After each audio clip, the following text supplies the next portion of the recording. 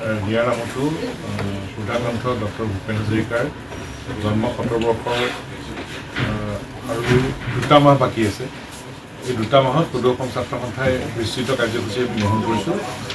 কিছুমান কাৰ্যসূচী সুদৰ্শন ছাত্ৰ সন্থাই নিজাববীয়াকৈ গ্ৰহণ কৰিছোঁ আৰু কিছুমান কাৰ্যসূচী ভূপেন হাজৰিকাৰ সাংস্কৃতিক ন্যাসৰ লগত যৌথভাৱে ৰূপায়ণ কৰা হ'ব। এই 2 মাহত জুলাই, আগষ্ট, ছেপ্টেম্বৰ 8 তাৰিখলৈকে বিস্তৃত কাৰ্যসূচী সমগ্ৰ অসমত ৰূপায়ণৰ প্ৰস্তুতি চলোৱা হৈছে। সুধাকণ্ঠগৰাকীৰ জন্ম 70 বৰ্ষ সমগ্ৰ অসমত প্ৰতিটো অঞ্চলত ৰূপায়ণ কৰিবৰ কাৰণে যোজা কৰা হৈছে আৰু ভূপেন হাজৰিকাৰ লগত সান্নিধ্য লাভ কৰা 100গৰাকী ব্যক্তিৰ লিখনীৰ এখন স্মাৰক গ্ৰন্থও প্ৰকাশ কৰিবলৈ যোজা কৰি থকা হৈছে। তাৰ লগে লগে সুদৰ্শন ছাত্ৰ সন্থাৰ সংবিধান গ্ৰহণ কৰা 60 বছৰ আৰু এই 60 বছৰ উপলক্ষে বছৰজোৰা আমি কাৰ্যসূচী ইতিমধ্যে গ্ৰহণ কৰিছোঁ। 8 আগষ্ট তাৰিখে সুদৰ্শন ছাত্ৰ সন্থাৰ সংবিধান গ্ৰহণ হৈছিল।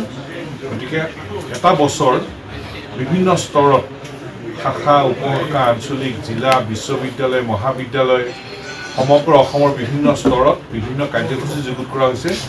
এটা বছৰ ধৰি সুদৰ্শন ছাত্ৰ সন্থাৰ সংবিধান গ্ৰহণ কৰাৰ এই 60 বছৰীয়া জয়ন্তী পালন কৰা হ'ব আৰু এই গোটেই বিষয়টোত আমি ৰাইজৰ দিহা পৰামৰ্শ আৰু অভিভাৱকত্ব কামনা কৰিছোঁ। আৰু একে সময়তে আমাৰ প্ৰাণৰ শিল্পী জুবিন গাৰ্গৰ আমাৰ মাজৰ পৰা আঁতৰি যোৱা এটা বছৰ সম্পূৰ্ণ হ'ব আৰু সেই দিনটোতো আমি সমগ্ৰ অসমত শিল্পীগৰাকীৰ প্ৰতি আমাৰ শ্ৰদ্ধাঞ্জলি জনাবলৈ বিস্তৃত কাৰ্যসূচী আমি ইতিমধ্যে যুগুত কৰিছোঁ।